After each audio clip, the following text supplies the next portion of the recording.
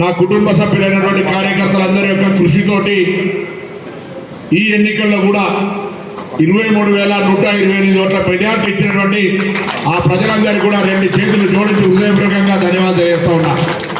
వారికి నేను గతంలో గెలిచినప్పుడు ఏ విధంగానైతే రుణపడి ఉండి సేవ చేస్తానని చెప్పినాను.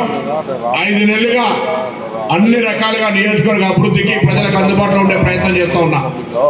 మీరు ఇచ్చిన ఈ ఆశీర్వచనం నన్ను మరింతగా ప్రోత్సాహపరిచి నియోజకవర్గాన్ని ఆదర్శ నియోజకవర్గంగా గతంలో ఎన్నికలప్పుడు చెప్పిన తెలంగాణ రాష్ట్రంలో హుస్నాబాద్ నియోజకవర్గ ప్రజలు ఎక్కడికి వెళ్ళినా మీది ఏ నియోజకవర్గం అంటే హుస్నాబాద్ అంటే గల్లా ఎత్తుకునేలాగా చేస్తామని చెప్పినా తప్పకుండా ఈ ఫలితాలు మరింతగా నా పైన బాధ్యతలు ఉంచినాయి.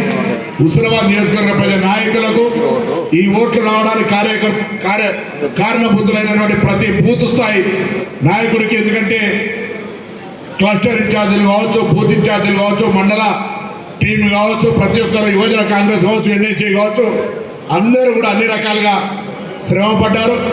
నాయకులకు ధన్యవాదాలు. ప్రజలకు కూడా హృదయపూర్వకంగా పేరున కృతజ్ఞతలు తెలియజేస్తానని సందర్భం